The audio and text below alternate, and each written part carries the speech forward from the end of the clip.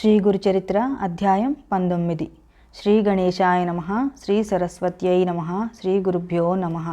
నామధారకుడు స్వామి అశ్వత్థ వృక్షం వంటి పవిత్రమైన వృక్షాలు ఎన్నో ఉండగా శ్రీగురుడు ప్రత్యేకంగా ఉదుంబర వృక్షం మూలంలోనే నివసించడానికి కారణమేమి అని ప్రశ్నించాడు. అప్పుడు సిద్ధమునీంద్రుడు ఇలా చెప్పారు.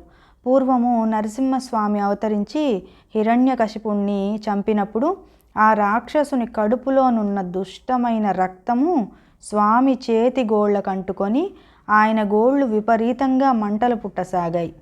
అప్పుడు లక్ష్మీదేవి మేడి పండ్లతోనూ ఆకులతోనూ ఆ బాధ నివారింపజేసింది.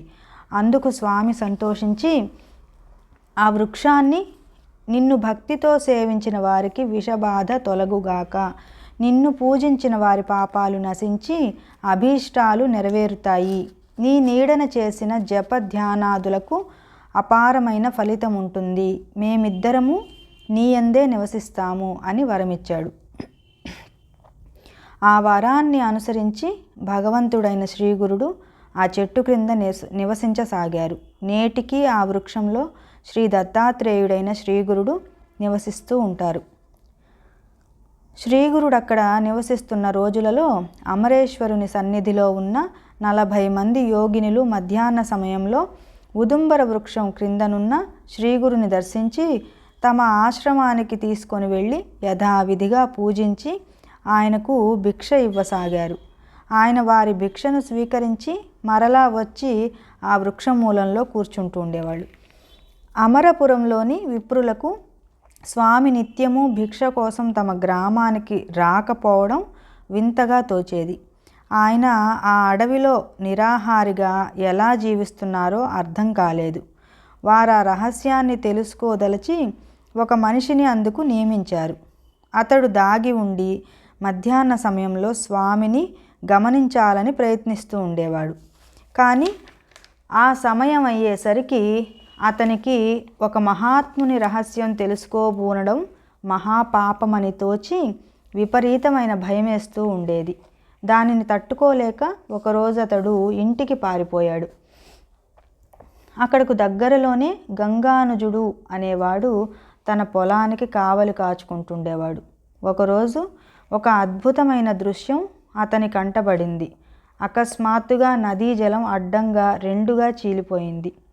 అందులో నుండి ఎవరో వస్తున్నట్లు తోచి గమనించగా యోగినులు కొందరు నది నుండి బయటకు వచ్చి అచ్చటి మేడి చెట్టు క్రింద కూర్చొని ఉన్న శ్రీగురుని వద్దకు వెళ్ళారు.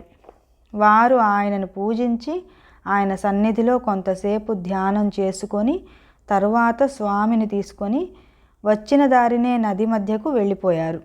మర్నాడు కూడా అదే సమయానికి సరిగా అలాగే జరగడం చూచి అతడు ఆశ్చర్యపోయి కొంచెం దూరం వారిని అనుసరించాడు. ఆ నది మధ్యలో ఒక దివ్య మందిరం చూశాడు. వారు దేవకన్యలని, వారు చేత పూజించబడుతున్న యతి సామాన్య మానవుడు గాడని అతడు గుర్తించాడు. మూడవ రోజు అదే సమయానికి అచ్చటికి వెళ్ళి అతడు ఆ యోగినుల వెనకనే నదీ గర్భంలోకి ఇంకొంచెం ముందుకు వెళ్ళి అచ్చటి మందిర ద్వారం దగ్గర నిలిచి అక్కడ జరిగేదంతా శ్రద్ధగా గమనిస్తున్నాడు. యోగినులు స్వామిని రత్నఖచిత సింహాసనంపై కూర్చోబెట్టి పూజ చేసి నీరాజనమిచ్చి షడ్రసోపేతమైన భోజనం సమర్పించారు. తర్వాత శ్రీగురుడు మందిరం నుండి తిరిగి వస్తూ గంగానుజుణ్ణి చూచి, నీవెవరవు, ఇక్కడికి ఎందుకు వచ్చావు అని అడిగాడు. అతడు భయపడి ఆపాదమస్తకము వణికిపోతూ, స్వామి, నా పేరు గంగానుజుడు, నేను కుతూహలం ఆపుకోలేక మీ వెనుక ఇచ్చటికి చూడవచ్చాను, నా అపరాధం క్షమించండి అని ఆయనకు నమస్కరించి, మీరు సాక్షాత్తు త్రిమూర్తి స్వరూపులు, అజ్ఞానులైన మానవులు మీ నిజరూపం తెలుసుకోలేకున్నారు, నన్ను ఉద్ధరించండి అని వేడుకున్నాడు.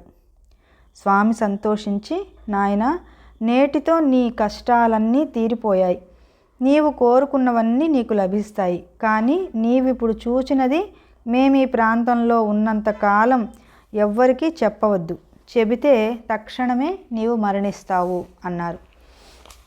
గంగానుజుడు అలాగేనని చెప్పి గురువునకు నమస్కరించి సంతోషంగా తన పొలానికి వెళ్ళాడు. అప్పుడే అతనికి అక్కడ ఒక నిధి దొరికింది. నాటి నుండి అతడు ప్రతిరోజు భార్యా సమేతంగా వచ్చి శ్రీగురుణ్ణి సేవిస్తూ ఉండేవాడు. ఒక మాఘ పూర్ణిమ రోజున గంగానుజుడు యథాప్రకారము శ్రీగురుణ్ణి దర్శించి, స్వామి, మాఘమాసంలో ప్రయాగ, కాశీ, గయలలో స్నానం చేయడం ఎంతో పుణ్యమని చెబుతారు, కానీ వాటిని నేను దర్శించనైనా లేదు. ఆ క్షేత్రాల మహాత్మ్యము వినినా కూడా పుణ్యం వస్తుందంటారు. కనుక దయతో వాటిని వివరించి చెప్పండి అని కోరారు. శ్రీ నృసింహ సరస్వతి సంతోషించి, ఈ కృష్ణా పంచనదీ సంగమము సాక్షాత్తు ప్రయాగయే. త్రిస్థలి అని ప్రసిద్ధికెక్కిన ప్రయాగ, కాశీ, గయా ఎంతో మహత్తరమైనవి. అలాగే ఇక్కడి సంగమము, యుగాలయము, కరవీరము అనే మూడు కూడా త్రిస్థలి అని తెలుసుకో. ఈ మూడింటిని నీకిప్పుడు చూపిస్తాను అని చెప్పి స్వామి పులి చర్మంపై కూర్చొని గంగానుజుణ్ణి తమ పాదుకలను గట్టిగా పట్టుకొని కళ్ళు మూసుకోమన్నారు. క్షణకాలంలో శ్రీగురుడు అతనికి ప్రయాగ దర్శనం చేయించి మధ్యాహ్నం కాశీలో విశ్వనాథుని దర్శనం చేయించారు. సాయంత్రం అయ్యేసరికి గయ దర్శనం కూడా చేయించి సూర్యాస్తమయానికి తిరిగి అతనిని సంగమానికి తీసుకువచ్చారు. తరువాత ఆ త్రిస్థలితో సమానమైన అక్కడ ఉన్న 3 క్షేత్రాలను కూడా చూపించారు. ఈ రీతిన ఆ క్షేత్ర మహత్యం వెల్లడి చేశాక శ్రీగురుడు ఆ చోటు విడిచిపోదలిచారు. ఆ సంగతి విని యోగినులు ఆయనను దర్శించి నమస్కరించి, ప్రభూ, మీ సేవకులమైన మమ్మల్ని వదిలిపెట్టి ఎక్కడికి పోతారు అని విలపించారు. శ్రీగురుడు వారిని ఊరడించి, లోకుల దృష్టికి వెళ్ళినట్లు కనిపించినా మేము నిజానికి అదృశ్యంగా ఈ ఉదుంబర వృక్షంలోనే ఎల్లప్పుడూ ఉంటాం. మీరు కూడా మనోహరమైన ఈ కల్పవృక్షంలోనే నివసించండి. అమరపురానికి తూర్పు దిశన మా నివాసమైన ఈ క్షేత్రము లోక ప్రసిద్ధమవుతుంది. ఇక్కడ అన్నపూర్ణాదేవిని కూడా మేము ప్రతిష్ఠిస్తాం. మమ్మల్ని, ఈ ఉదుంబర వృక్షాన్ని మా